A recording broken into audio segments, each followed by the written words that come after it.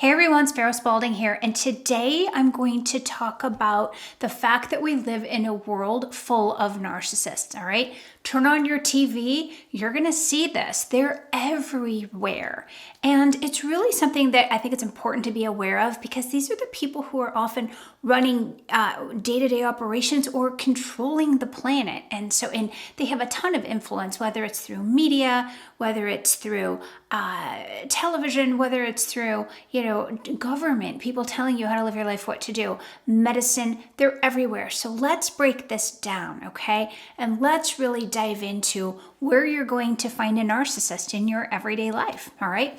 Now, I found an article, when I did research for this topic, I found an article on a site called overcomingtoxicpeople.com. I like this site, by the way. This is a great service because so many of us do run into toxic people. By the way, if you're new here, my name is Sparrow Spalding. I'm a trauma recovery specialist, and I talk a lot on this channel about narcissism and narcissistic abuse recovery. So welcome. And if you like this video, by the way, please give it a thumbs up. So in this article, they talked about the main professions that attract narcissists, okay? The number one was ministers and the priesthood. Now think about this. These are people who get a lot of authority and control over others. And they basically are there to tell you how to live your life, right? And I'm not saying every minister or every priest is a narcissist. I'm not saying that at all. What I'm saying is, by and large, more narcissists are attracted to that profession than they might be to some other profession like engineering, okay? And that doesn't mean you're not going to find a narcissist in it at an engineering firm. But what it does mean is there's going to be proportionately more narcissists as ministers or as priests, in some sort of religious authority. And these are people, again, who tend to live comfortable lives, right? And they tend to have a lot of power and authority, which does attract your average narcissist. So keep that in mind.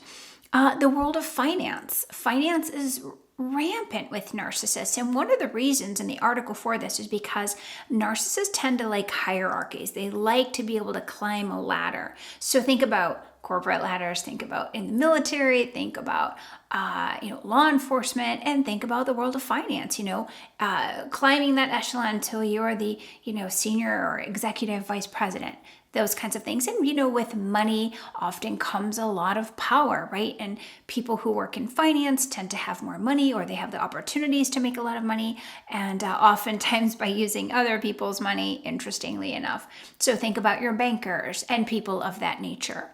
Of course, crime, the life of crime, a world of crime attracts a lot of narcissists because, by the way, they also have a hierarchy in the crime world. But on top of that, you don't have to really have values or exercise values. You don't have to worry about other people. Crime is literally all about you and yourself, right? And so whether we're talking about drug rings, whether we're talking about theft, I think in the article it said that drug running and prostitution, like pimps, really were some of the biggest narcissists because they have control over others and they're able to exploit other people for their own gain. The next one was a little bit surprising for me. It was education. And I guess when you think about this, you could have a lot of narcissists in the field of education. These, again, are people telling you how to live your life, what policies to follow. And they have a lot of authority over children, people who are, not in the same position as them. They're kind of lower on the hierarchy. So teachers and administrators and policymakers, sometimes, they have a lot of authority there. And so sometimes they might want to abuse that authority. Something to keep in mind. Medicine. I don't think too many of us are surprised on this one, right? Becoming a doctor comes with a lot of prestige, right? Not only a lot of money, a lot of prestige, and people almost never question a doctor, right? It's almost like they just have this big authority, whatever they say goes. And so a lot of times, and some people say, by the way, that narcissism is exacerbated and kind of bred in medical school, even more so, right? So you might have narcissists attracted to the field, and then when they go through medical school and then, the residency and so forth, it might even be, exacerbated because, hey, you're the doctor, you're the god, you know everything, you set the tone, right? something to keep in mind. This one wasn't surprising to me. Sports, people who enter the world of professional sports, want to play sports for a living, tend to like a lot of attention. They like the accolades. They like the perks of being an athlete, especially a well-known athlete, right? And we all know what those perks are, right? Money, fame, prestige, power, parties, girls, boys, whatever. And so just something to be aware of the next time you're rooting for your favorite quarterback, watching an NFL game. What is this really all about, right? What is it all about? Corporate management, I touched on this earlier, CEOs and top-level executives, again, wanting to climb that ladder, wanting to aspire and have, more power and money and influence. And again, along with that, a lot of times comes those perks, right? So something to be aware of. Politics. This is a no-brainer, guys. I think we all have to admit we see a lot of narcissism in politics, and think about it. Not only are narcissists drawn to politics, right? A lot of times, your average good guy probably isn't going to want to run for office because of all of the drama and the chaos, and the browbeating that goes along with it. And so a lot of times it's the narcissist who's the last man standing, right? He's determined, he or she is going to, they're going to win at all costs. And a lot of times in politics, you've got to really beat down the other guy. Hey, that's not a problem for a narcissist. They're ready for the fight, right? And they're probably more likely to win because they're going to fight dirty. So think about that too. The next time you go out to vote, think about the next time, you turn on your local news and you hear about this politician or that politician. Think about what they're really standing for. Think about who they are as a person, or at least who they come across as being. Think about their tone of voice and things that they say. And are they focusing on the issues, or are they focusing on browbeating somebody else? And, really assess the narcissism.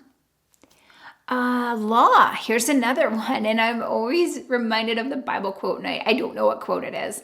But it's something along the lines of woe unto the lawyers. Even back in, thousands of years ago, people didn't like lawyers. And a lot of times it's because there's a lot of narcissism in the field of law. And you think about it. What is law? What is practicing law? It's all about arguing.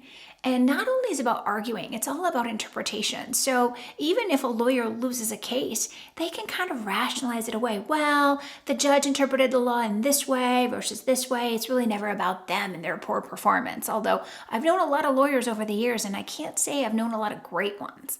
And if you've had experience with law or lawyers, hiring one, giving them a great big retainer, they charge you for every little thing, and at the end of the day, they don't really do much for you half the time. And I'm not saying this is true of all lawyers, but in many people's experience, that's the case. And so, are you going to see a lot of narcissism in the field of law?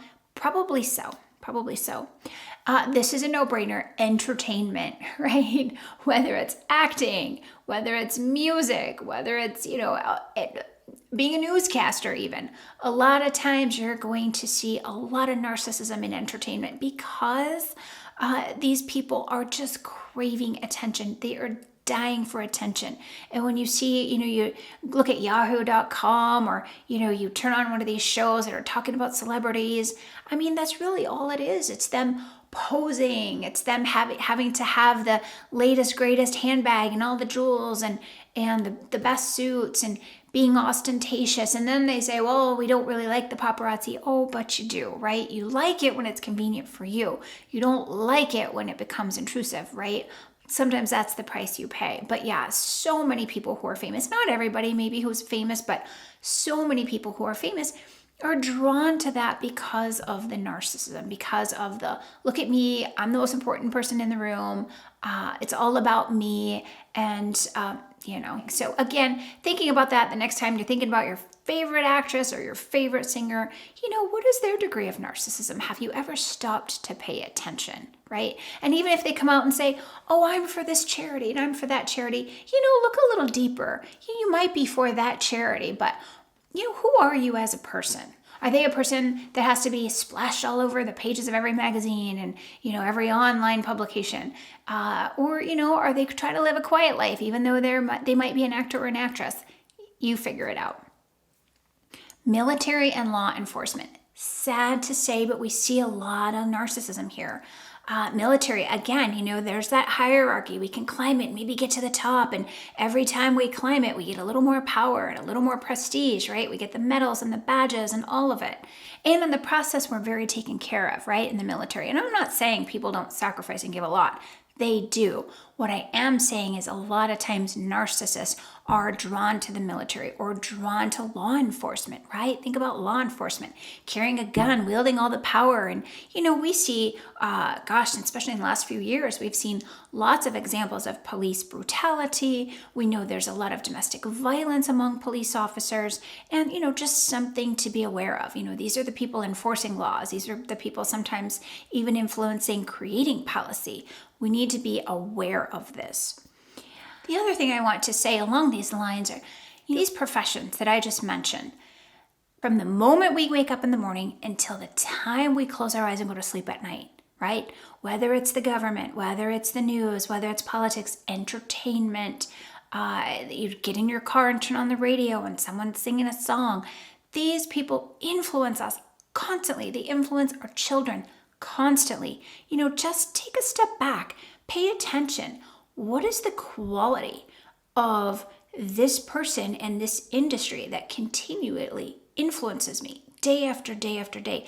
And what am I picking up from this? Just ask yourself that question. And, I say, kind of go on a little research project of your own. And, it's like, where's Waldo? Where's the narcissist? If you really start looking closely, you won't just see them in front of you, right? You might see them in your family. You might see them in your spouse or your circle of friends.